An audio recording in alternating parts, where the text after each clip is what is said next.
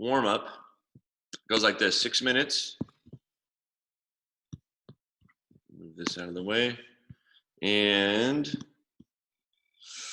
we got some jump roping going on today, guys. So in the workout and also in the warm up here. So warm up, we're just gonna kind of AMRAP this for 6 minutes. So we have 2 different sets of jump roping in there. As you can see, 20 single skips twice, mixed in with some push up to down dog. So let's do a quick demo here of the push up to down dog. So basically getting the upper body warmed up with a push up, and then we're just gonna keep the legs straight, drive the hips back, get the upper back stretched out, and then back to a push up. So we're trying to get the ankles and calves stretched out a little bit there. Also the upper back and shoulders. And then we have some slow wall facing squats. So that can be kind of tricky at home. So like if you don't have a wall, you could even find like an object. So I could probably show you guys with this box, even sitting here, basically just getting as close as I can to it without hitting it when I go through the squat. And the couple of reasons for this is kind of for that tactile feedback. So by being facing an object, it requires you to kind of sit your hips back, really drive those knees out, and maybe make some adjustments on your positioning to try to find that optimal squat stance. So if I was facing an object here, I'll set up with my normal squat stance. I'm about 2 or 3 inches away. I'll go arms up, and I'm just gonna sink down into my squat nice and slow, making sure I don't touch the object, and then back up. And I'll just work through 10 of those.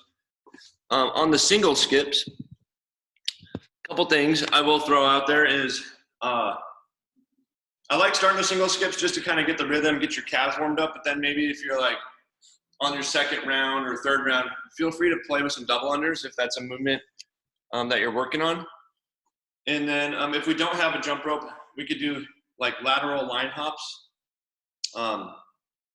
So over and back is 1, and we could go to 20. Or we could do like I think they call them pigwin jumps, or there's different names for them, but where you jump and then tap your thighs, like thigh taps. So like, I like doing that to mix that up sometimes with the lateral hops in case I don't have a rope. It's a great way to work on your timing. So for instance, if I'm just doing like single thigh taps, what I'm doing there is I'm trying to jump, imagine I have a rope, but instead of the spin of the rope, I'm just tapping my thighs, keeping my arms pretty much straight, and just stand on the balls of my feet. So like for single skip, it might look like this here.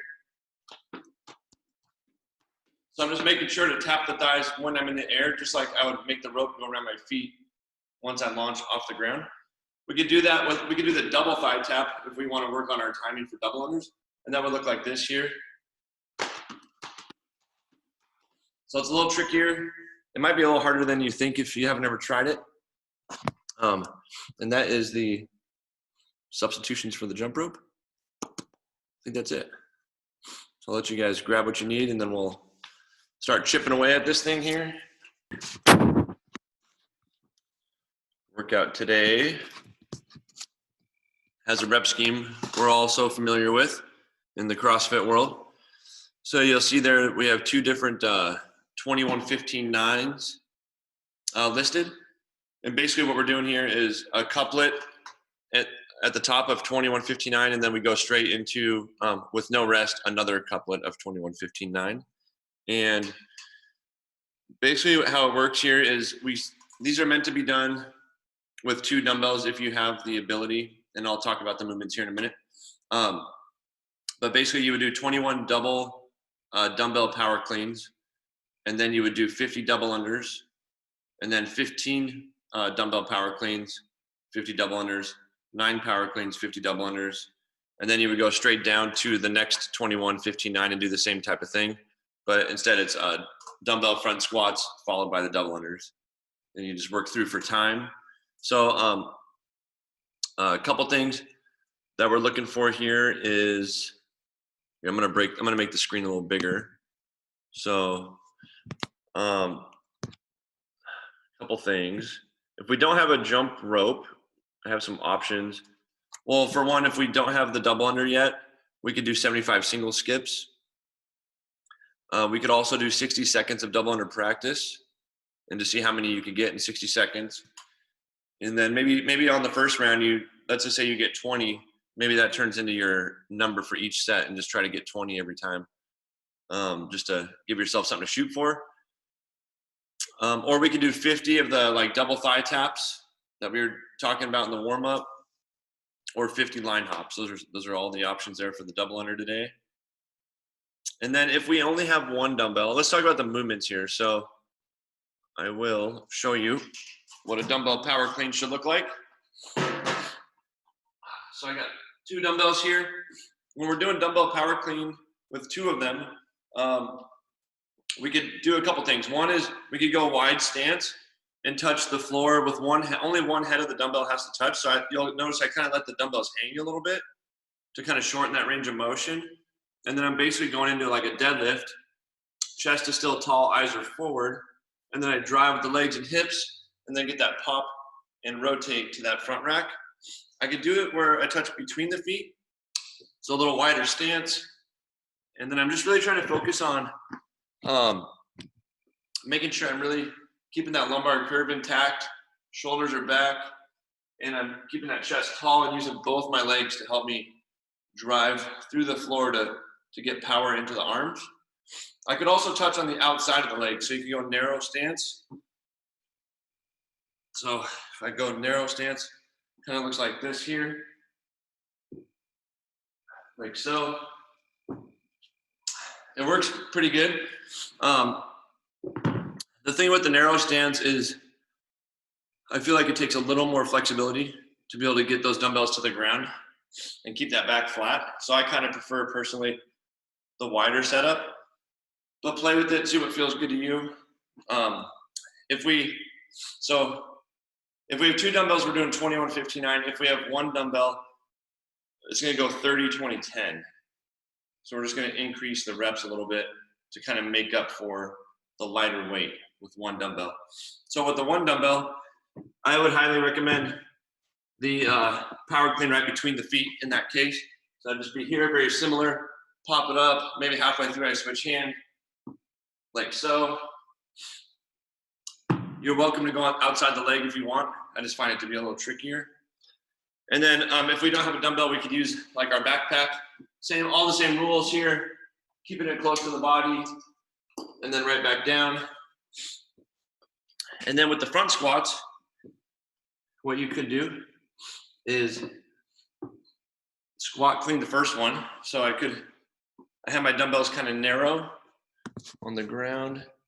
And basically what I'm gonna do is set up like a regular clean, eyes forward, big drive, catch, and then stand.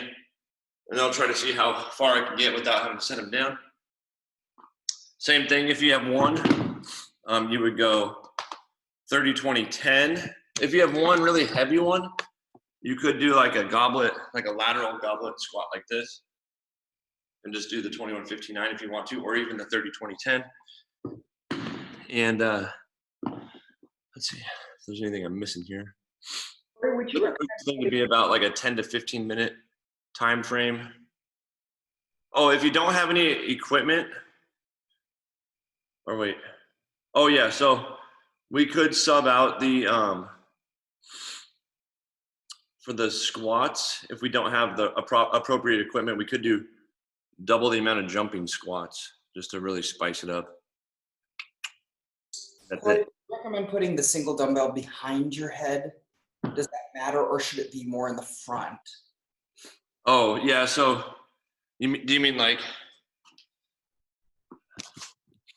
this, like actually behind your head? Yep, that's exactly. Does it matter? Because I know that the dumbbells are usually here. Does that simulate it better than a front? What do you think? I would definitely keep it in the front. Yeah. Okay. So then if anything like this. So you could do it like, I kind of like to go, if it's not a ton of reps, I might go literally just like this. If it's like a lot of reps and I'm kind of dying, I might shoot it up like this here. So it's kind of resting on my traps a little bit. But only if you have 1 dumbbell, then it would just be like this, right? Oh, if I have 1, this would definitely be harder. So if you need, if it's like light enough to where you need more of a challenge, Ah, this might be the way to go. But if it's feeling like this might be too hard to manage, you could go like this. And that's a pretty good, like, it's like a mini barbell, you know? yep. As well, here we go. This is the finisher today. Don't forget, I really do like you guys when you're getting through this here. So the finisher goes like this: 100 jumping squats for time. So super straightforward, except for at the top of every minute, starting on the 0, we would do 5 double dumbbell thrusters. So let's talk about those real quick. You know, you could think of like the front squat, basically, as far as like where the dumbbells should be. So in this case, you definitely want to have them pointing forward, big leg drive, and then punch overhead, find the shoulders right back down. And you just want to work through 5 reps pretty quickly. If we only have one dumbbell, we could do the goblet version right here. Boom, right up overhead. I think that would be a good choice. Same thing with the backpack. We could hold it lateral under the chin. Oh, and then on the jumping squats, we're just literally doing a squat with a little tiny jump at the top. So in this case, think about like only jumping as high as you would have to like swipe a credit card under your foot. So I'm gonna do a full depth squat, little jump right into the next one. And I just want to find that position to where I'm making sure to get my hips open at the top, but just real briefly, and then dropping right into that next rep. This probably will burn, and the score is going to be the time it's over when you finish the 100 jumping squats. You just will be interrupted by the 5 thrusters. So like on the 0, you do 5 thrusters. Let's say there's 45 seconds left. You just do jumping squats, and then I'll give you guys a 10-second warning and a 3, 2, 1 at the top of the next minute, and then you stop, do 5 thrusters, and we just keep chipping away. Just try to keep that number in your head of how many jumping squats you have completed, and that's it.